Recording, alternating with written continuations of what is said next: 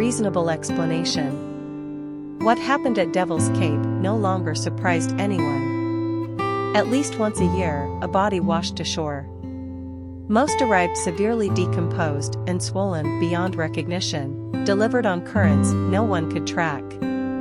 I shouldn't have been on this dangerous stretch of beach in the dim light of morning either. It's when I discovered the body. And this body hadn't washed ashore, it had been delivered, posed, and turned into a shrine. Flowers, seashells, ornamental driftwood, and red strands of dulse adorned the site. Every token had been carefully arranged as if to pay homage to a rite. While my mind was trying to make sense of what it saw on the sand, reason argued with suspicion. Logic told me it couldn't be, but doubt suggested it was a dead person. I stared, holding my breath, looking for movement. From watching too many detective episodes, I knew not to disturb the scene. Instead, I snapped pictures with each step toward the lifeless body. The only prints leading to the corpse were the ones I was making on the wet sand. I made a note of that too. Whoever had delivered the body made use of the tide. Next to me, sandpipers waited on stilt legs as the receding tide ensnared them with its lullaby and edibles. They weren't disturbed by my visit or the corpse. It was a woman. There was no mistaking the shape, and her pose suggested she was dancing too. One elegant foot ahead of the other, toes pointed, and her arms akimbo as if she were a nymph dancing on the shore. Her gauze gown clung indecently to her winsome shape, see-through in all the wrong areas. What was almost beautiful, even in death, was her flowing hair. I snapped a series of pictures, then glanced over my shoulder. A suspicious feeling that I was being watched invaded every fiber of my body. But there was only the stark cliff behind me, and dark clouds paraded on the horizon. I gasped and ducked when a gull screeched in flight. Of course, I recognized the deceased. Devil's Cape lies in a small hamlet on the north shore. It isn't as well known as its twin beyond the series of steep crags that pen the slopes from escaping and where nature fabricates wind off its shore. A tranquil beach town lies beyond the peaks, away from the dangerous swell. But here, on this side, untamable forces form Scarsdale Strand into an idyllic inlet, too. That's if you can stand the wind and the dead bodies. I fished out my phone and made the call. "There's a body," I said to the operator. "On the beach at Devil's Cape." The wind picked up and ran ashore, bringing with it bone-chilling dampness. I slipped my camera beneath the useless windbreaker, rubbing my stiff fingers, and regretted that I stormed from the house on impulse. I wished I had worn something warm. While I waited for the operator, I noticed something unusual about the corpse. "Did you check for a pulse?" "Yes. But it's obvious. Her throat's been slit." "Can you stay?" "Until we get there." I was about to say no. But I knew the woman on the other end, both of us trying to remain professional. And when I glanced toward the body, I couldn't leave it to the elements alone. "Sure. Please hurry. It's bitter."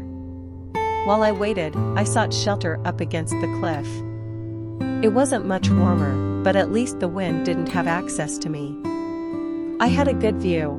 I didn't expect anyone out on a miserable morning like today. Then again, the foul weather matched my mood. Ms. Willard never stirred as the tide crept farther away and daylight landed. Alive, she was the sort of woman who could entrance a man. Limber willows, the kind you bend in any direction, came to mind as I thought of her. Her slender figure and long limbs resembled that of a staged mannequin. In life, her fragility was her drawing card.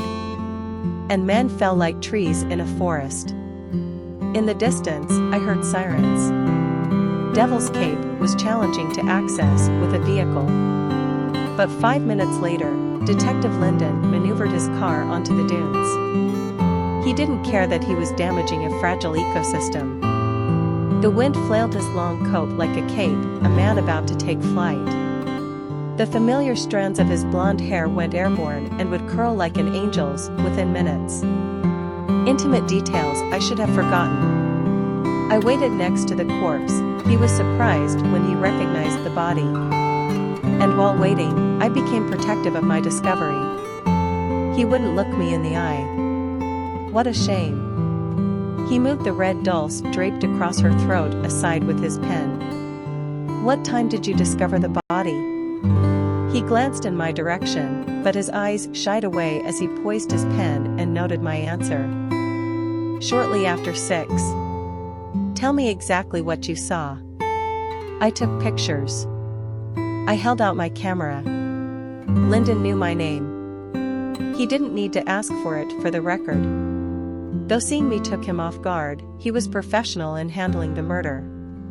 Lyndon and I had a past neither wanted to surface. I realized I wasn't completely over him. Lyndon took the camera and ejected the chip. I'll get these back to you. The chip vanished into his pocket. Are you okay? It's quite traumatic finding a dead body. I'm fine. I think. Talk to someone. There were no footprints? He spoke as if there were a limit to the words we were allowed to share. Lyndon spun around on the sand and assessed the situation. I had retraced my steps to avoid spoiling the scene and left only one track. No. The tide went out at 5. I checked the schedule. By that, I meant I knew the ins and outs of the planet's complicated sea levels as others know the days of a week.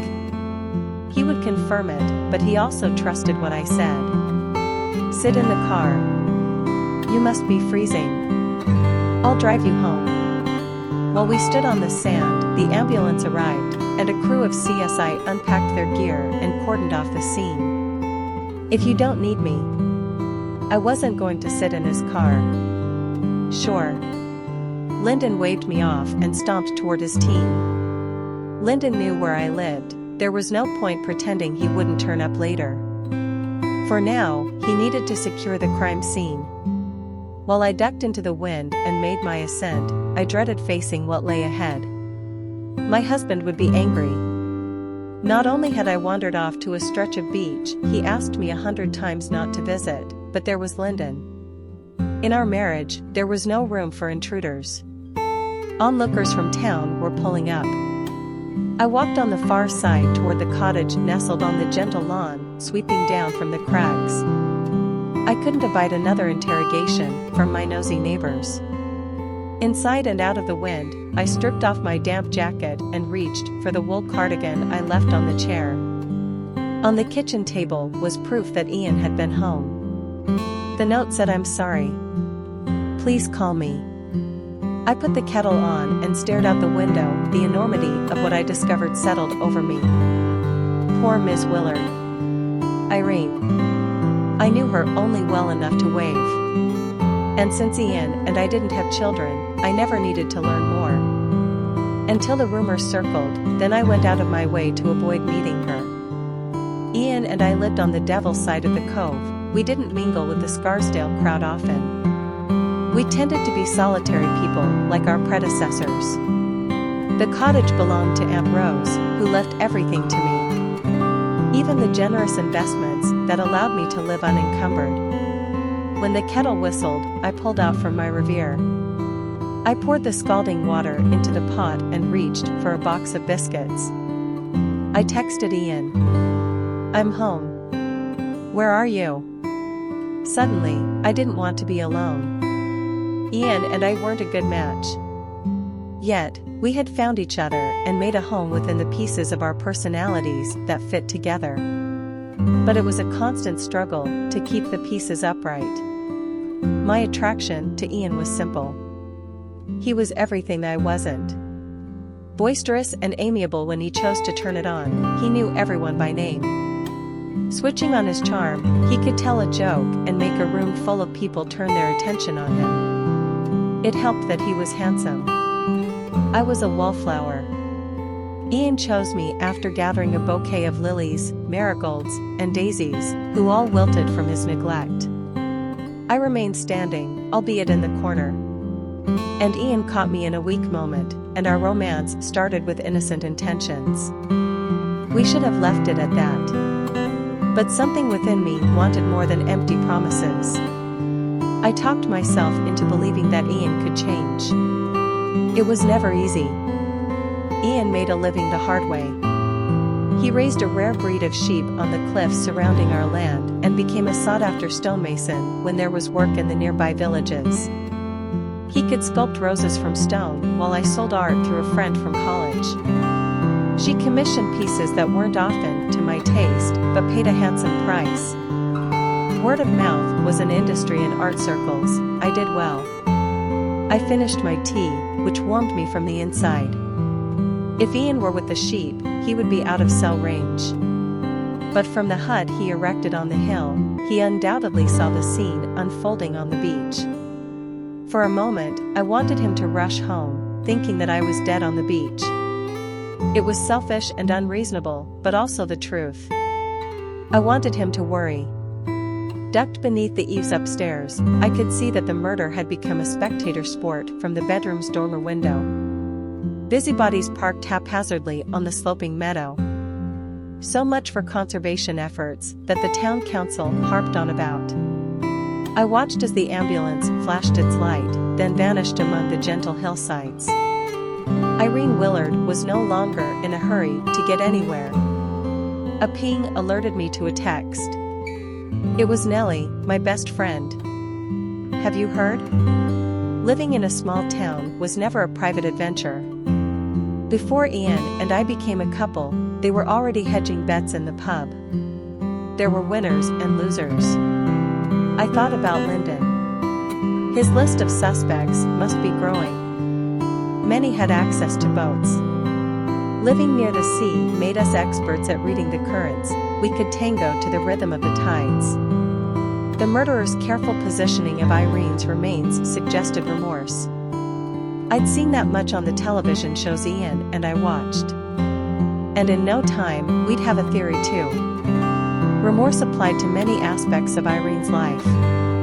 But I had to admit, I hadn't thought that knowing her would ever turn to feelings of regret such as this. Yes. I imagined several women had good reason to breathe a sigh of relief now that Irene was dead. Not that I'd blame Irene for her death, but when Irene arrived, men noticed. And it was never Irene's fault that she was desirable, not merely because of looks. Irene had that way of looking at a man that turned them into hapless schmucks. She was the reason arguments surfaced with a frequency in our marriage too. Serves her right.